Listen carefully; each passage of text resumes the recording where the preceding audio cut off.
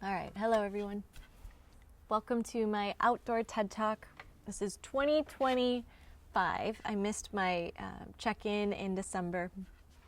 So 2023, I wrote my first children's book called 'Twas the Night Before Solstice, and it was about learning about our holidays, traditions, and especially in a way that helps me teach my children what I want them to know. What do I want to perpetuate to them in terms of religion, story, nature, all of it. Like, what do I believe in?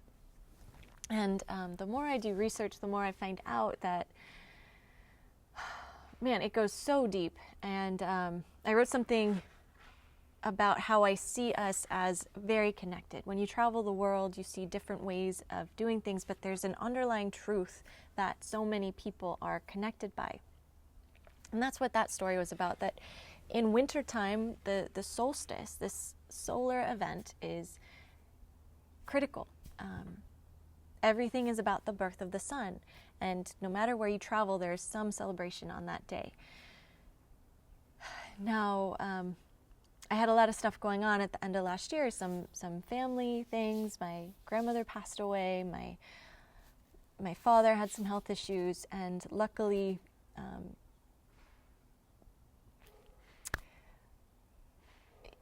you just, when in those moments, you think about a lot of these things. And I was writing about a lot of it, about what life means, about what it means to live, grow, die, be enlightened, come back to life, be rebirthed, baptized, whatever that is. What does that mean?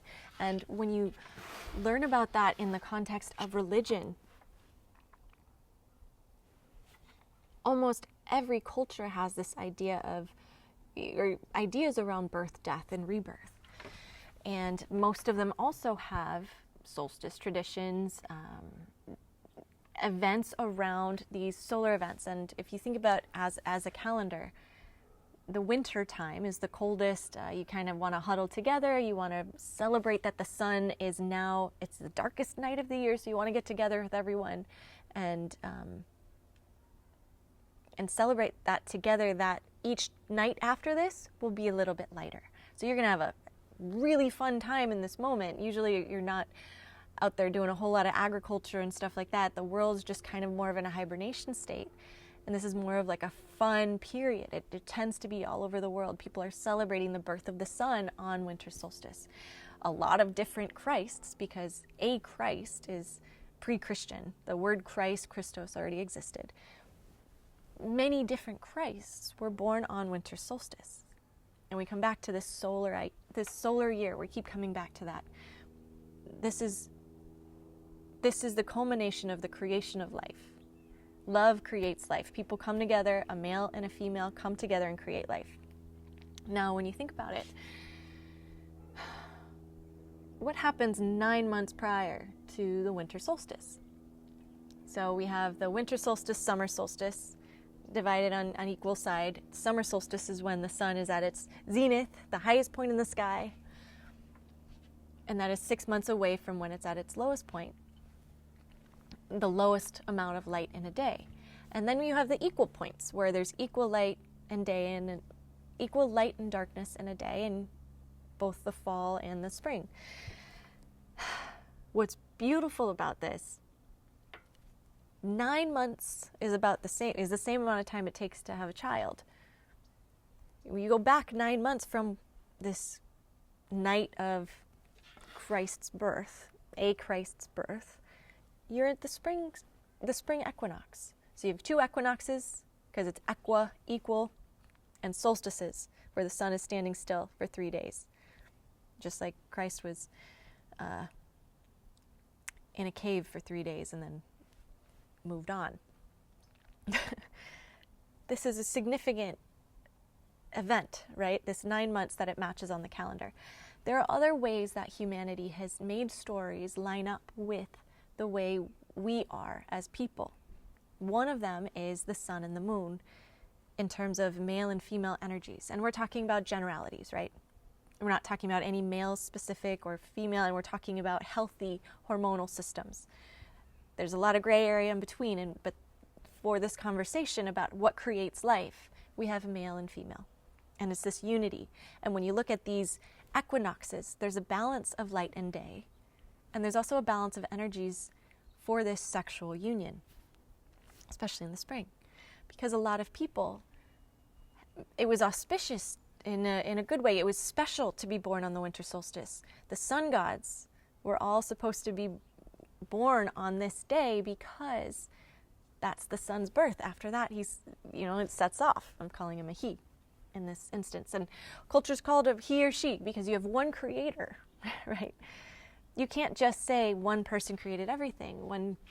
We can't be a one anything, right? We need a male seed and the female body to grow and create life. And the woman takes on the much bigger, larger portion of that burden, but also the respect. In most cultures, the woman in the past has gotten the most respect because she is the one that creates and nurtures life in her body. She holds on to that body. She passes on her wisdom and nutrients to that child. And then she still feeds that child for many years afterwards. So any person who has seen a woman give birth, a live, natural birth, is awed at a female body. And so she was known for this natural wisdom in her, all of this. She knew how to do this without thinking about it. Now that is the first clue to saying something's a little odd about our modern day religions, that everything is about the man. It was just one male creator God. Now when you look at the sun, it can't just create life on its own. It needs all these other conditions. But whether you want to call a sun a male or female is a separate topic. And it's debatable. We'll never get to that answer. What I see it, and many cultures have seen it, is that sun coming, that idea of sun, that birth of the sun every day. It's a child. It doesn't matter if it's a male or a female. Any parent is so excited about that life being born, male or female. It's politics that creates hesitation of which one they want. It's politics of the time that says, well, this one's allowed to make money and get an education, all of that, so it's worthwhile for me to have this one or the other one. It's not usually because they inherently don't, like one or the other. It's politics and religious politics, and we'll get to why it's important. So more equations of our human bodies to the sun and the earth that just made sense to people at the time. It made sense that people in pre-Christian times would have been celebrating these events. People also equated men with the moon and women with, men with the sun and women with the moon, because again, anyone has the sun hormone spectrum in a day. It has to do with the hormones. And when you think about what the sun gives us, it gives us vitamin D, and among many other things. But vitamin D is something we can measure. And when it touches our skin, it gets absorbed into us better than an oral therapy of some kind. When the sun touches our skin, it does something to us. It is not a vitamin. That's a misnomer. Some scientist somewhere thought it was a vitamin. Never changed it. That's why when you see there's some spaces in our A, B, C, D vitamins, there's like 12 B vitamins and they're not all filled in. That's because we've made mistakes and had to kind of cross them out. Vitamin D from the sun is a hormone, and it's extremely important hormone. And we realized that in COVID. We knew that before, but modern medicine cared about it much more during COVID because people that had low vitamin D levels had worse survival rates. They had worse outcomes with getting COVID. It wasn't even necessarily COVID itself was so bad. It was people that had other issues. And vitamin D was one of those issues, having lack of it. So getting sunlight's actually really important. When we talk about hormones, the sun's hitting us. We all have this cortisol, adrenaline calendar that we follow in a day where we wake up, we have energy, we're bright and sunny, and then we kind of slow down. There's this cortisol spike and then release. And that's normal, and that should be normal. We all have that, male or female. Men are pretty simple, right? They create life, they create sperm constantly. When they fall asleep, it builds up, and they release, right? They need to release. It's healthy for them to release, whatever means. Regardless of what the religious interpretation is, it is healthy for them to release. All of this is healthy. Sex is healthy. And we're going to talk a lot about sex. Because it's common sense. It's going to come back to common sense. Now, the female, on the other hand, her rational body sees that on top of having that hormonal spectrum, she also has an additional sequence of her cycle to be fertile, to be able to make life. Whether or not she's trying to get pregnant, this has a big deal of how her energy is day in, day out. And it happens so that equated to the full moon, she's at her full progesterone level, where she's fertile and she's ready to accept an egg. And there's only about 2 to 3 days where she's actually really fertile. Now, there's caveats to that where the sperm could kind of be hiding somewhere and then eventually creep in, so you can kind of spread that window out of how many days she's fertile to be safe. But she's really only fertile for a few days in terms of her hormonal levels, like full moon, and then it wanes, waxes and wanes like the moon. And then when she's on her period, it's like the new moon. There's nothing there, and she's not fertile. You can't get pregnant on your period. You can't, right? Sperm's not going to last that many days. So a woman has this cycle, and this progesterone, when she's at her full moon period, when she's at her full moon level of progesterone hormones, she is at her most vibrant. This is when she's out there, she's feeling sexy, she's feeling good. This is if a woman's trying to prioritize, if she has all the time in the world to book a presentation or interview or whatever it is, you'd want to book it in that time frame, not when you're kind of moody and sad in the period time. You want to do it there because your progesterone gives you all that good energy. Now, birth control pill mutes all of this. It makes you just level and flat. We'll come back to that. That's hormonal birth control. It's trying to control that, right? It's trying to prevent you from having a period, but it also prevents you from getting that high.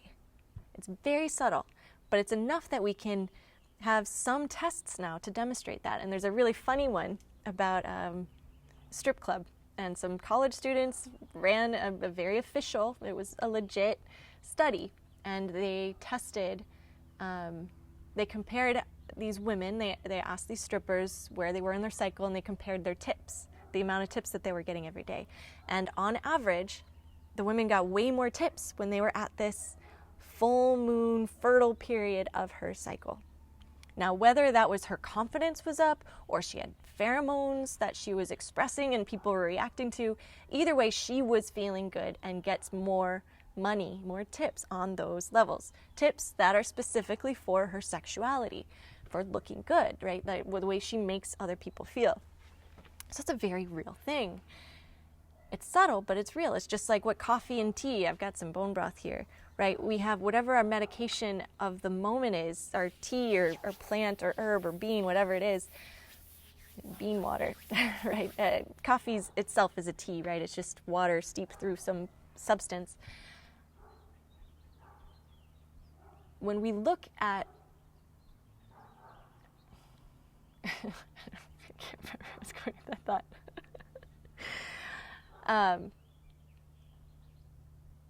When we know what that does to us, we understand it. So what we look at, what we measure, we manage. That's what I was trying to get to. What we measure, we manage. If we start paying attention to it and we start to know those patterns, it can make a difference day to day. We can schedule our lives around these things that we know and get to know about ourselves. So speaking it out loud helps dissipate the anxiety around it. It helps us understand things. Children, if they get hurt and they can express their feelings, that helps the negative feelings go away. It's very important for us to understand what our body is feeling. Some of these things are really interesting in that sense. We also, a woman's workout schedules, people do a lot of studies on fasting and working out. A woman's much more complicated. It's not as simple as a man's work day, right? Everything's scheduled around a man's schedule and hormonal schedule because he's up and down every day and it's very flat.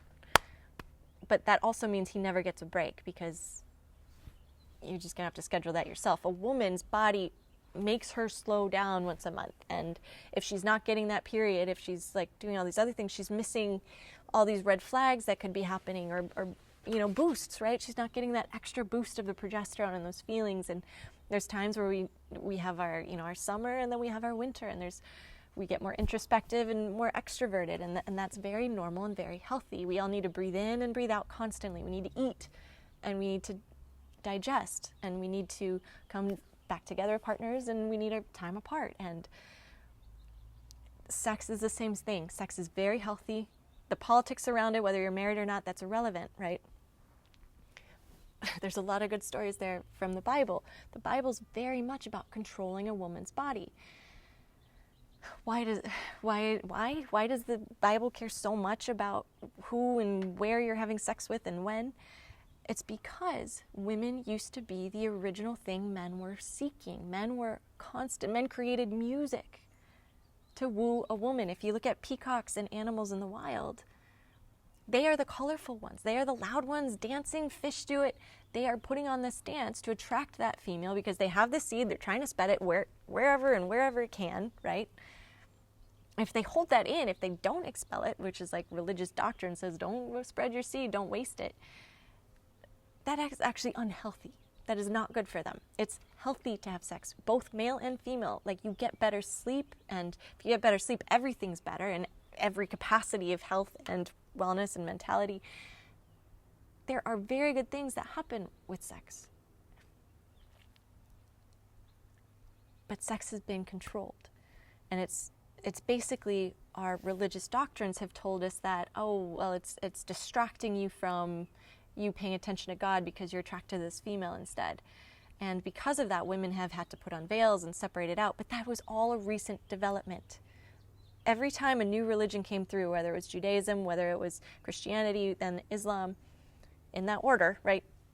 Because Judaism came first, wrote the holy books, wrote those stories, and then Christianity copied it, and then Islam copied it. So Islam and Christianity are like sisters, and their parents Judaism, but Judaism comes from something else, and we'll go into that. I mean, the first book of, just give you a sneak peek, the first book of the Jewish stories is about the Exodus, about like leaving Egypt. So we're going to get into African religion and why that matters very soon. So there's this thread, right? The Jewish people were a people that their whole religion is a context about coming out of Africa.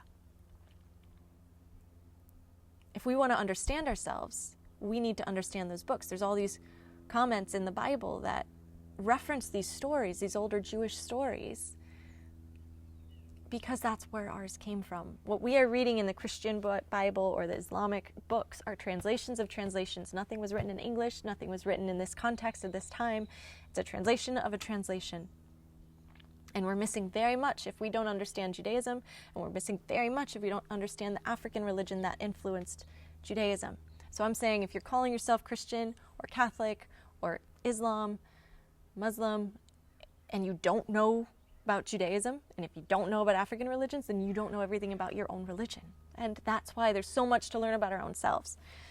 Now, when we're talking about the politics of marriage and sex, when you actually learn about Adam and Eve, there's a story, there's one mention of this woman named Lilith. And when you look it up in Christian circles, they'll say, it was Adam's first wife. And you say, wait, okay, so I guess he must have divorced or something. There's nothing at all that says about that. He just had sex with a different woman. Well, that's a whole other problem, right? Politics problem, whatever. Some other pawns worry about the sins there, right? Sins. He was having sex with another woman, and he was saying, I need to be on top. And she says, no. Our God, whoever that was, said, we are made of the same earth. So you don't always get to dominate me. I get to dominate you sometimes too. And Adam says no. So what happens? Lilith leaves. She says, I don't want this relationship. Adam goes crying to God, the infallible male in the sky, says, Lilith left me. What do I do about that? And so God sends some angels to go find Lilith, who's like in a cave somewhere, and says, I will kill every one of your children until you come back to Adam. So one by one, this God sends these angels to kill Lilith's children. Not 1, 2, 100 of her children. Now, you tell me one person that wouldn't drive her mad. Any sane person wouldn't be driven mad there. And the Bible only understands Lilith in that context of when she came out of her cave after 100 of her children were murdered by God for not coming back to her emotionally abusive lover.